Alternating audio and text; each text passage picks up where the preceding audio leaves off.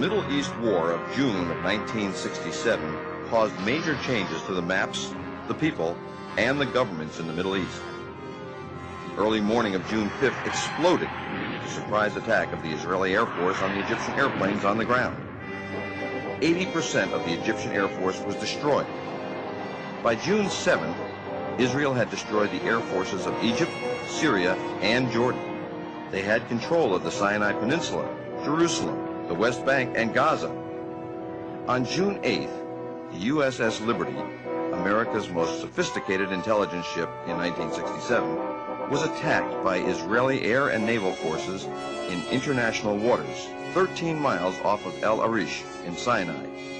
34 Americans were killed. 172 were wounded. The Israeli and American governments pronounced the attack as a case of mistaken identity. Issi Rehar was the chief of Israeli naval operations. He reported a ship had shelled the port city of El Arish. So I think around 12 o'clock, I decided to order 3 MTBs, motor torpedo boats, from the port of Ashdod. Are you sure you can't see any kind of an identification? And all the words came back, no. If you will be sure that it is a military ship, you can hit it. The first Mirage pilot radioed, "Oil is spilling out into the water." Another added, "Great, wonderful, she's burning, she's burning." And El Arish commander reported, "He's hit her a lot, there's an oil slick in the water."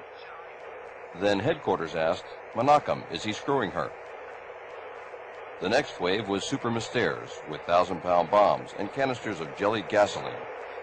Someone in Southern Command called, "He's going down low with napalm all the time." The flight leader noted, "It would be a blessing if we could have iron bombs. Otherwise, our Navy's going to get here and do the sinking." A pilot interrupted, "Pay attention. The ship's markings are Charlie, Tango, Romeo 5. There's no flag on her."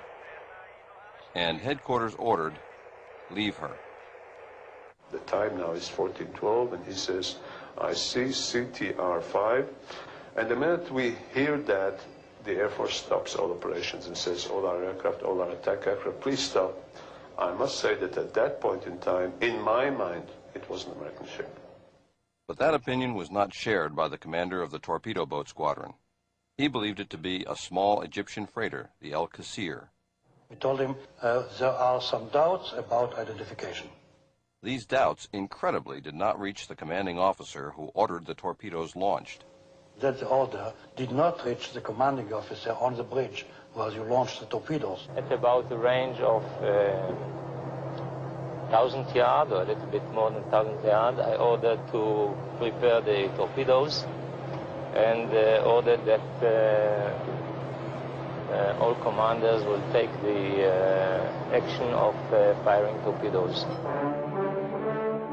This is the story of the attack on the Liberty, told by Israeli and U.S. government sources. Now, we are going to show you what really happened.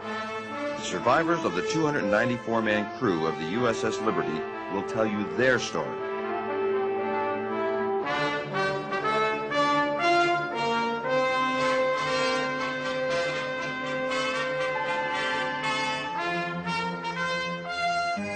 I'm Tito Howard, the producer of The Loss of Liberty. The host for this program about the attack on the USS Liberty will be Dr. Richard Kiefer, one of the many heroes that day. Dr. Kiefer was the only doctor aboard Liberty. He had a gunshot wound, he had a burn, he had a broken right kneecap, and he had 11 pieces of shrapnel in his abdomen, which he kept together with a life jacket.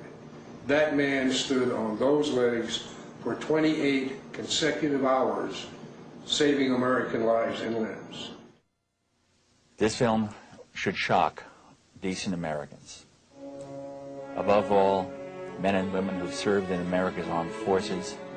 It will shock particularly as it was an attack not by terrorists implacably opposed to the United States, as is the case of the USS Cole. The Liberty is the most decorated ship in the history of the United States Navy.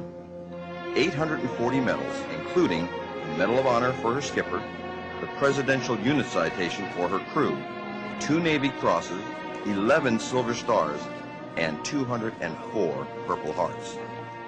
The day before, I was topside when Israeli planes came by, and very close where we could wave to the pilots, and they were that close where we could wave back. It was a very clear day. It was a warm day. Sunshine was shining brightly out. Nice breeze blowing, and I distinctly remember hearing the flag flapping in the wind. There was approximately 13 sorties of our ship from 6 o'clock till 12 o'clock in the afternoon. We had a general quarters drill that lasted 45 minutes or so. Our captain, like me being an engineer, really believed in watertight integrity and making sure our people were equipped and knew how to fight fires and repair damage. I was coming to go back to the truss comm area, and I stepped out on deck. That plane came by and looked right in the cockpit. If you waved, I waved. That's how close they were, and they knew who we were. Well, all the recon flights that they had that morning, looking at our ship for approximately 6 to 7 hours, they had a good idea of what they were doing, and they hit us hard and fast with everything they had. Commander William McGonigal, the ship's captain, although he had been badly wounded, most of his bridge crew had been killed. He stayed on the bridge throughout the attack and the long night that followed. Admired and respected by his crew, he received the Congressional Medal of Honor for gallantry. When the plane struck, it was without provocation and certainly unexpected. And they seemed to descend on us from all directions at the same time. Those rockets and machine guns tore the ship. It killed men on deck. And we were defenseless. I heard this big bang, and there was bullet holes all behind in the cushions of the couch that I'd just left. And by the time I got to the door of the wardroom, the skipper was on the PA system that we were under attack by unknown forces, man your battle stations. Then the regular general quarters sound alarm went off, and right across the hatch from the wardroom is where I would go through, down 2 decks to my station. When I went through there was one rocket that came through and helped me to get down 2 floors in a dad-burned hurry. When I got up off my knees down there, well, we were well under attack. And the skipper again was on the phone system telling auxiliary radio to get word out to anyone that they could that we were under attack by unknown forces and we were in need of help. My reporter station was Radio Central. It was my responsibility to keep up, ship-to-ship or ship-to-shore communications. And out on deck in Radio Central, we were taking rounds through the bulkheads. There was a 2 55-gallon drums of gasoline just outside the bulkhead on the 01 level that had caught fire from the strafing run, and that was heating that outside bulkhead and peeling the paint off on the inside. There was a lot of smoke in the compartment. There's holes where we were taking rounds where the sunlight shining through, and it was a real surrealistic look. I was topside fighting fires and doing other damage control work throughout the duration of the attack. At the same time, I was able to observe the jets flying overhead, and I also observed the American flag flying from the mast. At no time did that flag hang limp from the mast. I was one of the 2 signalmen on the USS Liberty when the ship was attacked, and my only job during the attack was to make sure that the flag was flying, so every few minutes I would walk out at the signal bridge up at the mast. And fighting what fire we could with what little water I could give the people topside for the fire, it was really a problem. That on the first pass they knocked out our ability to call for help. The one remaining antenna, which I had shut down because it had some problems in the tuner, is probably why it didn't get hit. I had to jury rig a coaxial cable directly from the transmitter to the antenna.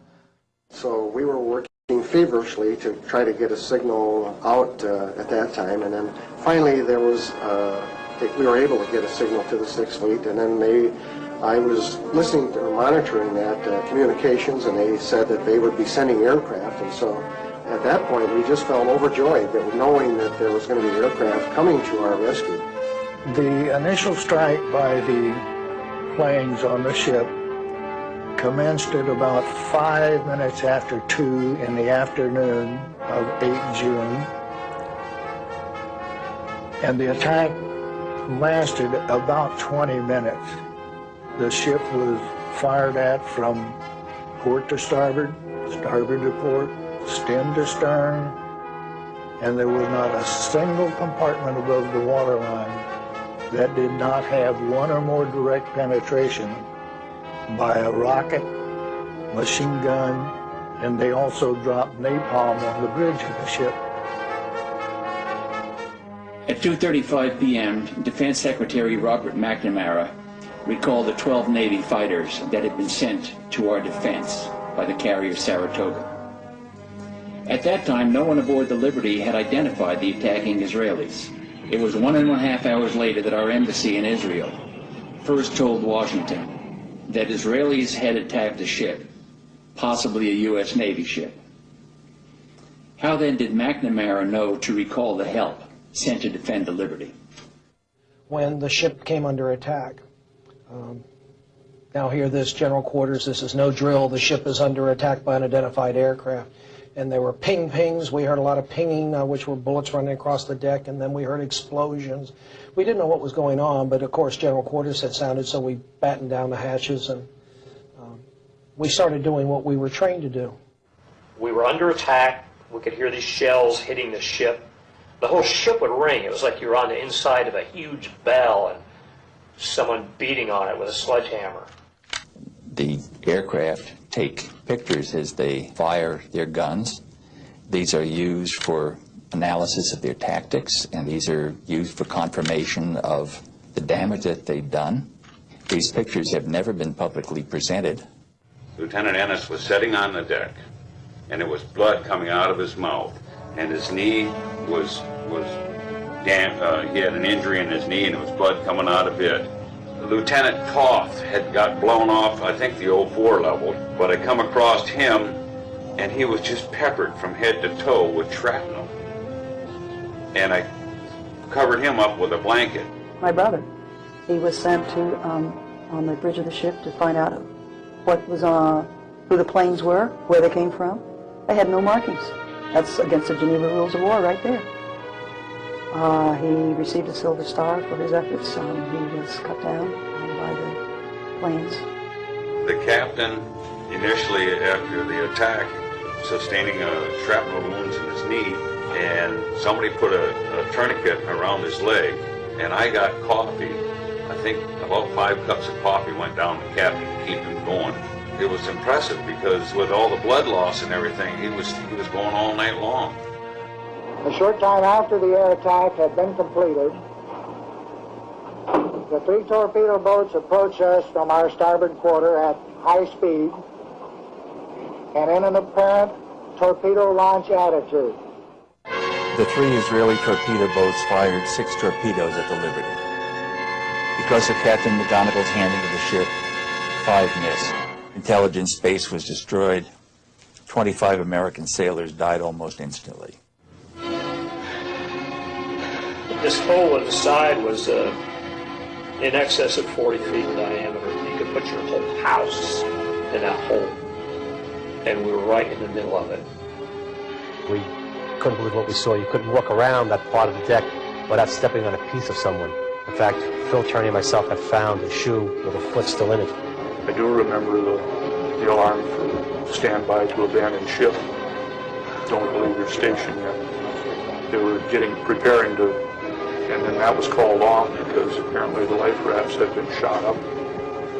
So there was, if you went in the water, you were on your own, and the list on the ship was considerable. You could tell it looked like at first we were going to maybe roll over. The lights went out and the ship rolled over, and I figured, well, it's the end. The torpedo had hit the side of the ship, of the room I just stepped out of, killed every man in my division that was in there. This fellow first class that I mentioned, he was on the phone at the time just outside the door. It took off the back of his head. It broke my lower left leg, both bones, collapsed my lung, broke ribs, fractured my skull, blew out my eardrums. We took the guy down below, and I don't know how many runs I made up and down, carrying wounded. And I saw all the bodies laying there on the tables where Dr. Kiefer had been working on. And I was told that he was in the officers' wardroom operating on more people. 34 were killed, another 172 were wounded. The care of these people was done by myself with the assistance of 2 corpsmen. The corpsmen did many things of minor surgery, and I just had so much to do keeping people together, keeping their limbs attached to their body. We were in international waters. It was a beautiful day. You couldn't mistake us, and our flag was flying, for crying out loud. They were there to kill us, and it just didn't register that here they were Israeli people, and they were going to try to kill us. It was just a very, very appalling situation.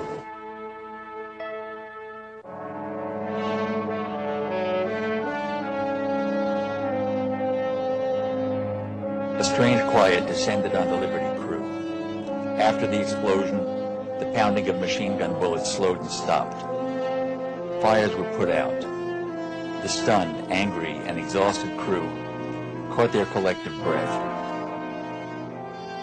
Limping at 5 knots toward sanctuary several hundred miles to the north, they had somehow survived one of the most ferocious sustained attacks ever on an American ship. 34 were dead, 171 were wounded. All survivors had mental scars. There is not one single life raft. The wounded are treated.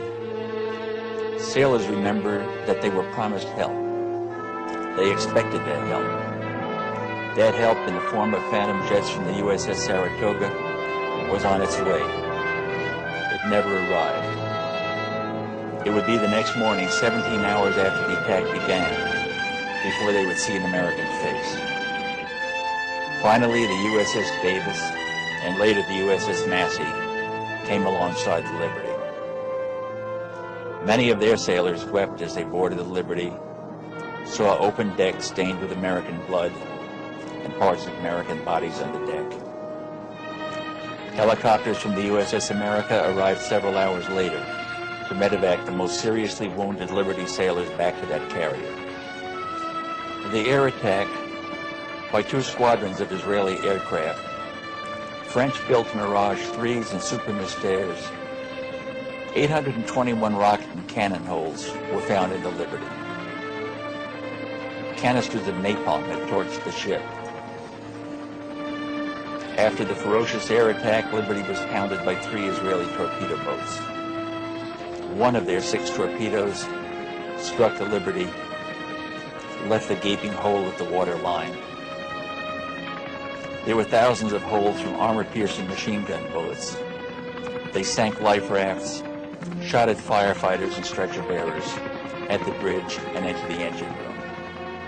Dr. Kiefer and his pharmacist mates performed in heroic fashion, as did all of the crew.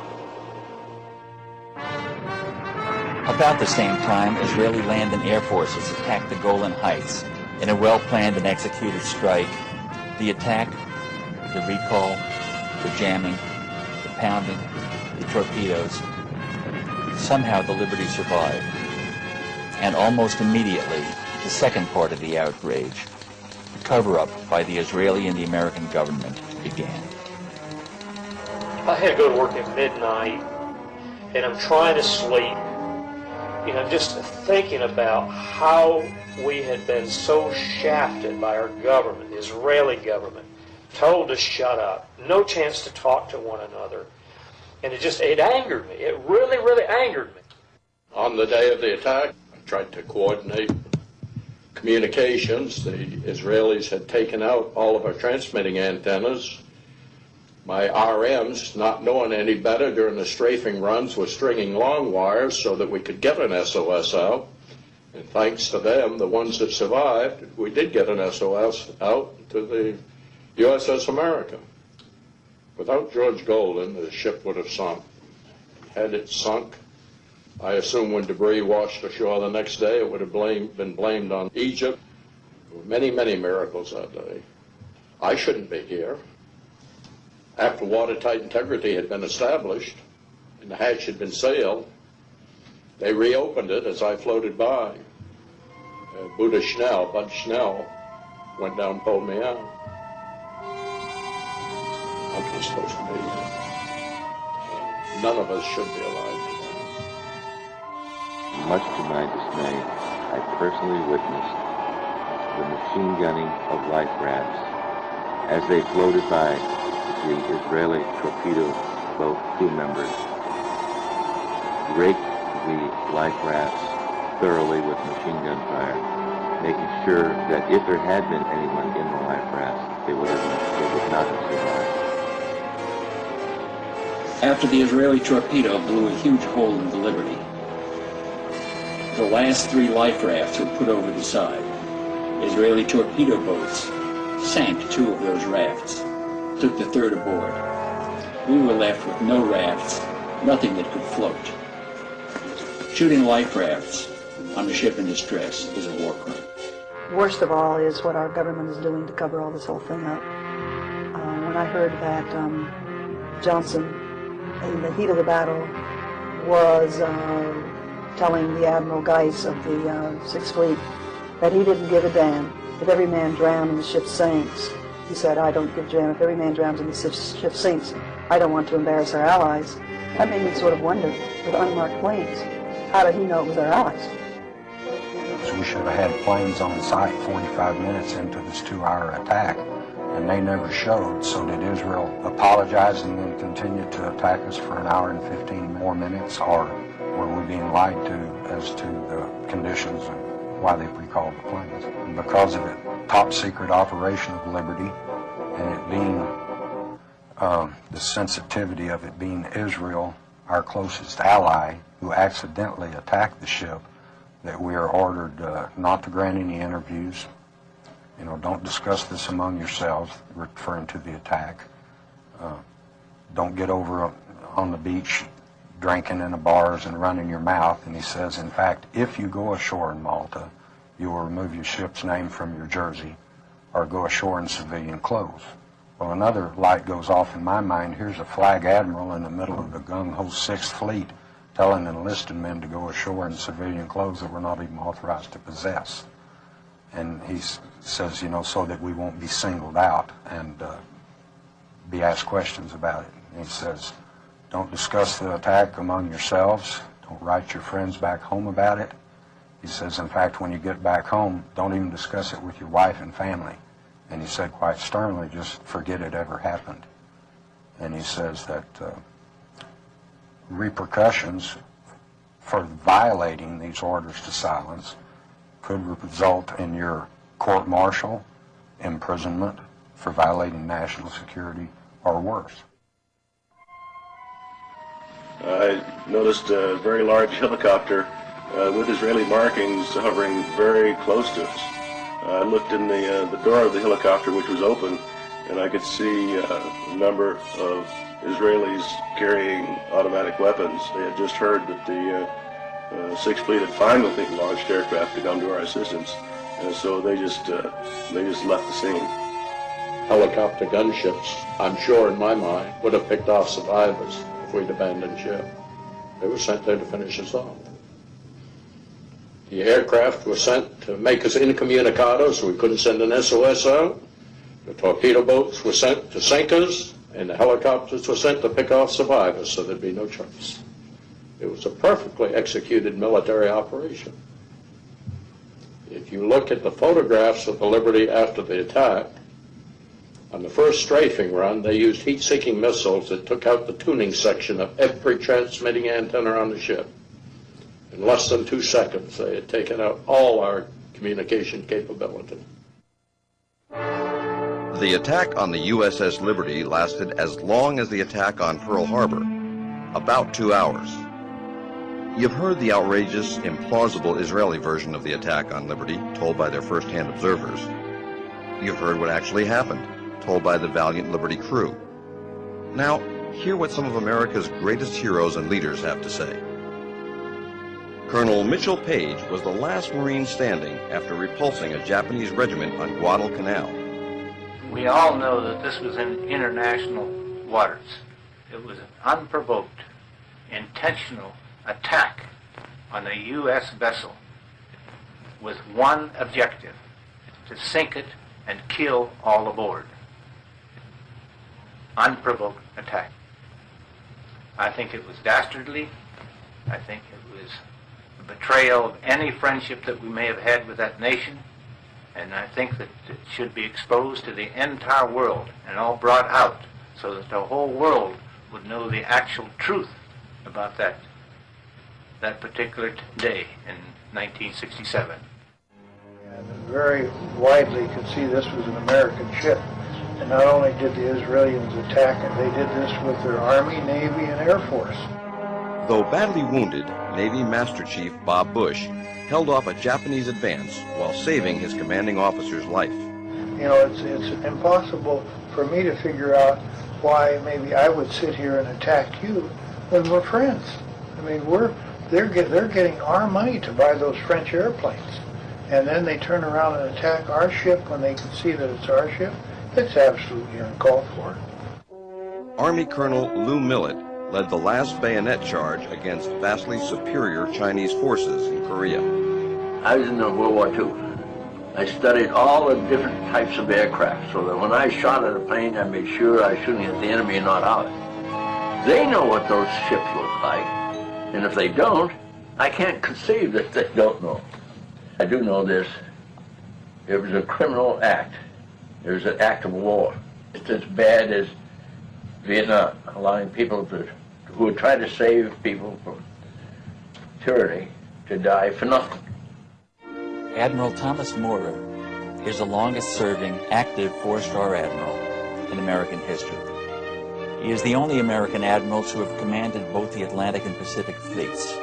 He was head of NATO forces, served as Chief of Naval Operations, and Chairman of the Joint Chiefs of Staff for 2 terms. The Navy's chief fighter, the F-14 Tomcat, was named after Admiral Tom Moorer. The question is, if the Israelis thought the frequencies they jammed were in fact broadcast by the Egyptian ship, why did they jam the American frequencies? There's no question about the fact that the jamming of the Liberty frequencies was deliberate and was undoubtedly ordered by high authority. Since a large part of the crashes were caused by torpedo boats, could have been prevented from making those attacks by the aircraft that were on their way to help when they were recalled. Admiral Arleigh Burke was known as Mr. Navy. His long and illustrious career was capped by him becoming the Chief of Naval Operations. The high-tech modern American Navy destroyers were named the Arleigh E. Burke class of destroyer. And don't know yet why we didn't protect that ship. I don't know why the Israelis would take such terrific chances. It must have been something that was very important to them to decide to attack without considering the probability of war. Recuperating from serious throat surgery, the Saratoga skipper, Joe Tully, spoke about the launch and recall of protective aircraft. I had launch ready at that time 12 aircraft, conventionally armed, and I immediately launched them. And to my surprise, the America did not launch. About the same time, a message came from Rear Admiral Larry Geis, who was the Carrier Division commander, and who was not the officer in tactical command, but who was senior to me, who had somehow been given tactical command or assumed it, ordering the strike aircraft to return to Saratoga. And it was the first time that the hot line, the red line between Washington and Moscow, had been activated. And the message from the United States to Chairman Kosygin at the time was, advise General Nasser that the American planes are going to be launched to determine what the status of the Liberty was. I have spent a large part of my life flying over the oceans and identifying ships. And this ship was perhaps the easiest ship to identify that was listed in the United States Navy. Equipped with antenna from bow to stern, pointing in every direction. It reminds one of a large, vigorous lobster. And a look that made it extremely easy to recognize. And so I will never buy the idea that the pilots thought this was some other ship. And it appeared from the ferocity of the attack that the intent of the attackers was to sink the ship. Maybe they hoped to have no survivors so that they would not be held accountable for the attack after it occurred. We didn't know who was attacking us. They didn't know who was attacking us. I don't know how Washington can say, don't go, because they're friends of ours. So that's the thing that's always bothered me right there. I never myself accepted the Israeli purported explanation. Accidents don't occur through repeated attacks by surface vessels and by aircraft. It obviously was a decision taken pretty high up on the Israeli side because it involved combined forces. The ship was flying an American flag. Even if it had been unidentified from an Israeli point of view, it was a reckless thing for them to do. Suppose it had been a Soviet ship. It actually produced very large problems indeed. George Ball, the brilliant and courageous Undersecretary of State at the time of the '67 war, wrote about the attack on the Liberty subsequently. He said, "The ultimate lesson of the Liberty attack was that it had far more effect on policy in Israel than in America. Israel's leaders concluded that nothing they might do would offend the Americans to the point of reprisal. If America's leaders did not have the courage to punish Israel for the blatant murder of American citizens, it seemed clear that their American friends would let them get away with almost anything."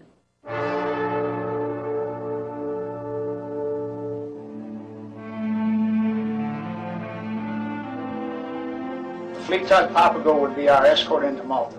The divers rigged a large canvas over the torpedo hull, and it was secured in place using ropes that were passed under the hull and over the main deck. Once the canvas was in place, the Liberty could proceed under its own power towards Malta. Once we were in dry dock in Malta, then came the gruesome task of removing the bodies and the debris from the research vessels. I was unfortunate enough to draw the first shift as part of our division, which would be used to cut the debris away from the bodies so they could be removed from the research vessels. The first body to come out was almost unrecognizable. Due to being in salt water for 6 days, the body was almost completely hairless. We fingerprinted the body, put it in a body bag, and moved it out of the spaces. This continued through the night and on into the next day. After 33 days in Malta and the Liberty was repaired, we brought the ship back to Norfolk. Now it was open. The Liberty was home. Over. It will never be over until the truth is known. The cover-up began with the report of the casualties. The first word that we had out was before the torpedo attack that we had 9 dead and 75 wounded. This has been the number that has almost invariably appeared in the newspapers as an attempt to minimize the nature of the attack, the ferocity of the attack, and the unjustifiable nature of the attack. There was no press campaign to cover this in its entirety for the benefit of the American people. As a matter of fact, in many cases, the press supported the Israeli contention. Future Judge Advocate General of the Navy, Rear Admiral Merlin Starring, was given less than 24 hours to review the 600-page Court of Inquiry report. In the course of my career as a Navy lawyer, I have been called upon to review and take actions upon hundreds of investigations of various degrees of importance and volume. This is the only instance in which a record of such an investigation has been withdrawn from me after I had been asked to review it and had not been given an opportunity to complete my advice to the convening authority. As you know, it's a voluminous document. And one of the things that I initially had difficulty with, and still do, is the fact that the very first statement of fact that the court arrived at and presented was this: available evidence combines to indicate the attack on Liberty on 8 June was in fact a case of mistaken identity. Now, that is the sort of thing in this record that I found great difficulty in supporting from the evidence that was included. I'm convinced that it was withdrawn from me in this instance because of my statement to Captain Boston that I was having serious problems with the evidence that was available to support the statements of fact. In the subsequent cover-up, the Israelis maintained that they thought the Liberty was the small Egyptian freighter, the Al-Qusair. This is not credible. Not only was the Liberty flying a large American flag, but it was 5 times as large as the Al-Qusair, and its profile was unique. It bore no resemblance whatsoever to the Egyptian ship. Tordella was the deputy director at the time of the attack. Tordella, when he received the copy of the Israeli mistake explanation, wrote across the top of it a nice whitewash. He didn't believe it at all. And he later wrote another memorandum for the record indicating that he thought that the most likely explanation was that the Israelis attacked the Liberty because they didn't want the Liberty to hear what was going on in the Sinai. And this is the highest professional at NSA. In addition, the director of NSA at the time, Marshall Carter, told me that he thought it was deliberate. In addition to that, he was very offended in another memorandum he wrote that it appeared that the Johnson administration wanted to cover up the whole thing. They actually wanted to sink the ship so that Israel wouldn't be embarrassed. Admiral Kidd, when he came aboard our ship to interview the survivors, he got us in small groups, 3 or 4 or 5 sailors, and he would ask us questions. The first thing he did is he took off his stars, laid them on the table, and said, "Listen, open up to me and talk to me just like her. I'm just like you, one of you." So we did. We trusted him. We opened up with our hearts. We told him exactly the way we felt, what happened, what we saw. And when that was done, he put his stars back on his lapel, and he ordered us not to say anything to anybody, our families, friends, shipmates, anyone. If we did, we faced the possibility of a court-martial, penitentiary, or worse, and everyone knew what worse meant. Actually, he scared the death out of me. I didn't talk about the attack to anyone for almost 20 years.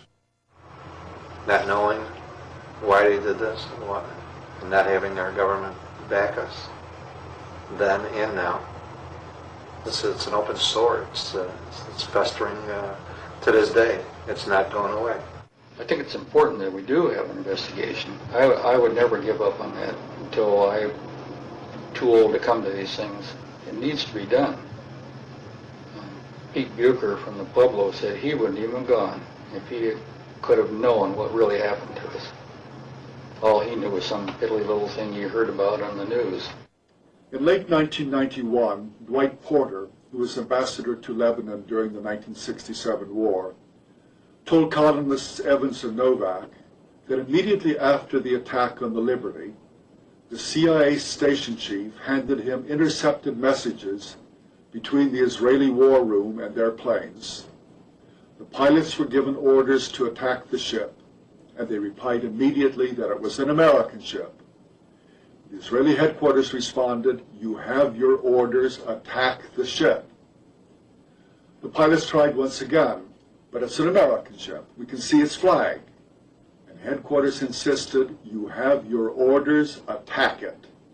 And attack it they did, and the consequences are well known.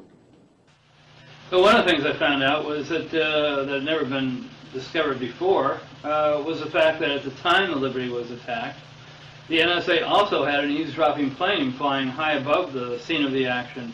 It was an EC-121, and during the entire course of the war, the U.S. Had eavesdropping planes going over the area, collecting signals, eavesdropping on what was going on below. And this plane was flying right over the scene of the attack. And I talked to two of the crew members of the plane, and both of them agreed that what they heard were comments from both the pilots and the torpedo boat personnel mentioning the U.S. flag. Now that flies in the face of what the Israeli explanation says. The Israeli explanation says nobody on either the planes or the ships ever saw a U.S. flag. Evans and Novak got further confirmation of the Israeli attack from an American-born Israeli major, Seth Mintz, who was in the Israeli war room at the time of the attack. He told the reporters, quote, "Everyone felt that it was an American ship and that it was the Liberty. There were comments about the markings, about the flag. Everybody in the room was convinced it was an American ship," unquote. Mintz told Evans and Novak that the Israelis were guilty of an outrage. True. But the American suppression of the truth was an equal outrage. Well, at the time, the Liberty was off the coast of the Sinai, off the coast of where El Arish was on the Sinai Peninsula.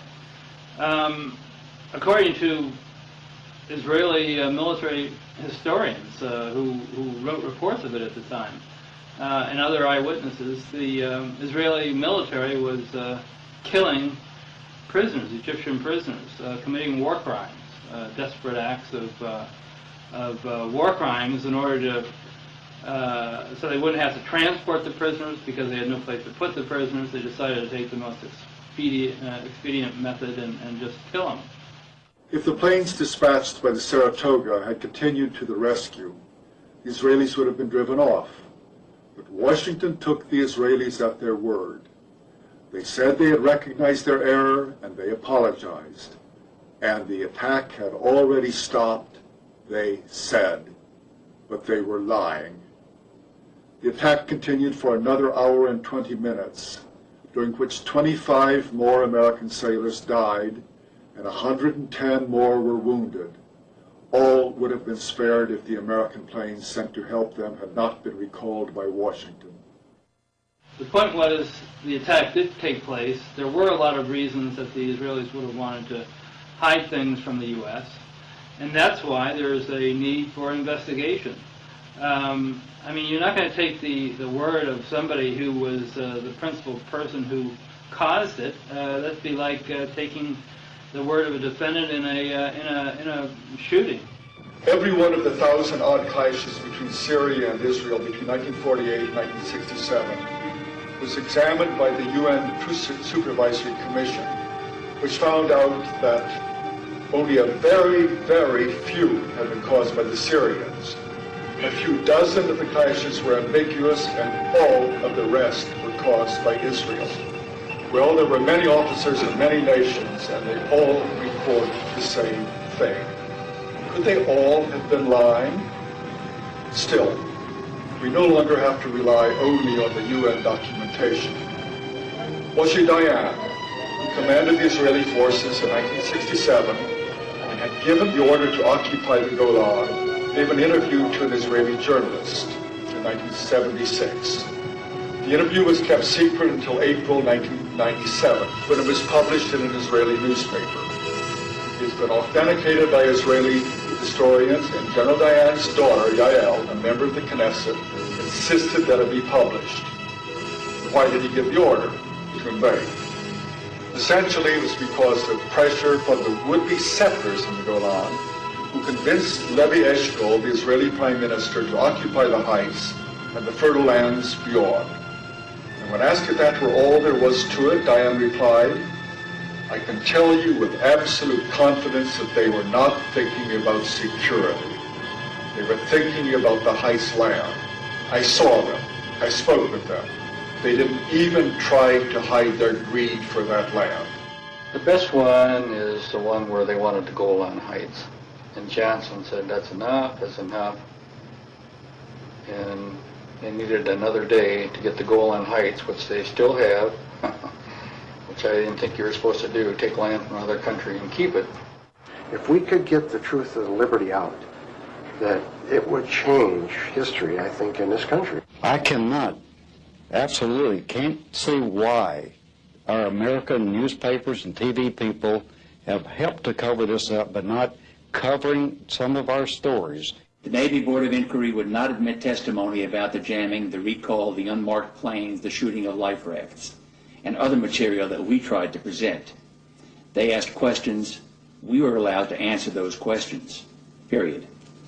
They put me into a ward with 12 to 13 other patients, and within 30 minutes they removed me from that ward and put me into a single room. I noticed that I had a name tag with Smith on, and right after I noticed that, an officer came in and told me that from now on my name is Smith, I was never on the Liberty, and I was never ever to talk about it to anyone. I still have 53 pieces of shrapnel in me today. Never before has the U.S. Navy ignored eyewitness testimony of American military to accept on faith the story told by their attackers. Certain entries in the ship's log of June 8th have raised serious questions. Nobody knew who was wounded or how severely. This had not been established until days after reaching Malta. The log also minimized the duration of the attack by over an hour and a half, conveniently fitting the Israeli version. It then documented the number of wounded not as the actual 172, but at the widely published media figure of 75. It should be a congressional committee, both Senate and House, to examine all the data available. And it's getting late to do this because, like McGonigal, God bless his soul, is gone. I know that Bill was on board the USS Liberty, and the ship was off the coast at Gaza Strip, as I recall, and yet our government put it in writing in the United States Senate book of Congressional Medal of Honor recipients that he received his medal for action in Vietnam. Now, to me, that is one of the worst cover-ups in American history. How low can our government go? And it's something that I'd like to see totally investigated and a closure of this issue, because I think President Johnson was the villain on it. I think he recalled the people that were to defend this ship. I have never accepted the Israeli explanation, and so far as I'm concerned, the affair of the USS Liberty remains a scar on the relations between Israel and the United States. Things like this don't happen. Things are caused to happen. There must be some reason why more is not known. There must be some reason why we didn't react more deliberately, more directly, more positively, as we have reacted many times in our history before and since. As a Marine, I'm proud to say that 3 members of the Liberty crew were Marines. 2 of them died that day, but Bryce Lockwood was decorated for saving sailors' lives. And Bill McGonigal, the skipper of the Liberty, was awarded the Medal of Honor for action above and beyond the call of duty. And I firmly believe, after review of the documentation of this film, that an in-depth, honest investigation, inquiry into what really happened that day is owed to the members of the crew, their family, and all Americans. We need to take some very serious efforts to bring out the full story. And on that basis, I would certainly recommend that we pursue this with diligence. We go to the Congress and urge them to conduct a formal, complete investigation to get the full story about the loss of our great ship, the Liberty. In case of the Liberty, this is the first time, to my knowledge, where a United States warship has been attacked without warning, and no action whatever was taken to investigate this situation on the part of the Congress. I have urged this over and over again, and I still think that the attack on the Liberty warrants a full-fledged investigation by the Congress of the United States. Those murdered that day must not have died in vain. The plea for justice by the Navy's most decorated crew should forever haunt us. Americans must never forget this second day of infamy and our own unbalanced foreign policy in the Middle East that precipitated it.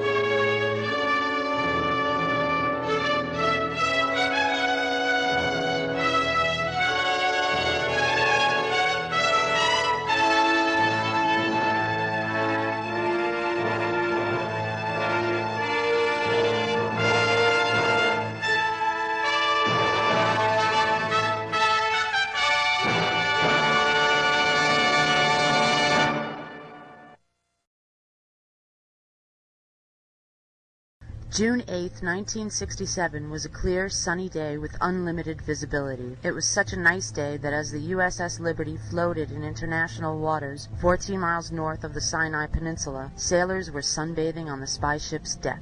But all wasn't as tranquil as the sunny day would convey, for June 8th also marked the fourth day of the Six-Day War, which involved Israel, Egypt, Syria, and Jordan. Monitoring this situation was the USS Liberty, a World War II freighter that had been converted into a spy vessel by the NSA, the National Security Agency. In fact, the Liberty was the most sophisticated and identifiable intelligence ship in the world at the time, with dozens of large antennas, state-of-the-art electronic intercept equipment, moon-bound satellite dishes, massive aerials, plus a TRSS comm system that sent real-time messages to the Pentagon. The Liberty also flew a large 5-by-8-foot American flag, was freshly painted with large white numbers and letters on its bow and hull, and contained no offensive weaponry except for 4 50-caliber machine guns for defensive purposes. These details are important to keep in mind because at 8 o'clock a.m., as the Liberty floated in international waters at less than 5 knots with a 5-by-8-foot American flag furling in the wind, a squadron of Israeli jets circled the ship at least a dozen times. These reconnaissance planes flew at such low levels, as close as 200 feet, that the sailors aboard the Liberty actually waved to the Israeli pilots. And, as we will show later in this documentary, those commanding these Israeli jets not only ID'd this ship as being of American origin, they also positively ID'd it as being the USS Liberty. Despite being fully aware of its status, at 2 p.m. in the afternoon, 3 unmarked Israeli Mystir and Mirage 3 fighter jets pummeled the Liberty with rockets and cannon fire. These bombers initially went after the ship's antenna and electronics dishes, in the process filling the American flag full of holes. As sailors fled for cover, Liberty crewmen hoisted a new, even larger 7-by-13-foot flag into the air. But this new, even larger flag didn't stop the Israeli onslaught as they sprayed the Liberty with napalm, the highly incendiary substance burning the sailors' flesh. While this unprovoked act of war was taking place, radio operators aboard the Liberty tried to signal for help, but their SOS distress messages were not heard because the Israelis had deliberately jammed all 5 of the Liberty's emergency radio channels, a phenomenon that shows quite clearly that the interfering party was aware of their target beforehand and had previously zeroed in on it, for to jam a stranger's radio in such a rapid manner is virtually impossible. Unable to get help, the USS Liberty, with 8 sailors already dead and 100 wounded, including Commander William McGonigal, was a sitting duck for the Israelis, who at 2:24 p.m. sent in 3 torpedo boats loaded with thousands of pounds of explosives. With their target already in flames, the Israelis bombed the Liberty with shells, quickly killing 25 more men. As firefighters and medical personnel tried to put out fires and save their ship and crew, they were repeatedly machine-gunned by Israeli aircraft. By 3:15 p.m., after it was apparent that the Israelis didn't want to leave a single man alive, the crew abandoned ship.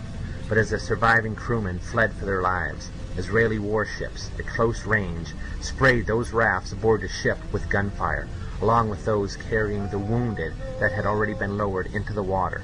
It was a sickening display of brutality and savage inhumanity, a total lack of regard for human life. The Israelis wanted no survivors. When word eventually reached the White House, President Lyndon Baines Johnson assumed that it was the Egyptians attacking our ship, so he immediately dispatched air support, which would have reached the Liberty in 40 minutes. But then, when LBJ discovered that it was in fact the Israelis who were attacking our vessel, he immediately called off the rescue. In other words, Phantom jets already en route from the 6th Fleet were ordered to turn around and return to their point of origin. Try to let the seriousness of this situation sink in for a moment. Navy fighters launched from the aircraft carriers USS Saratoga and USS America were recalled by the White House. But the blame doesn't stop there.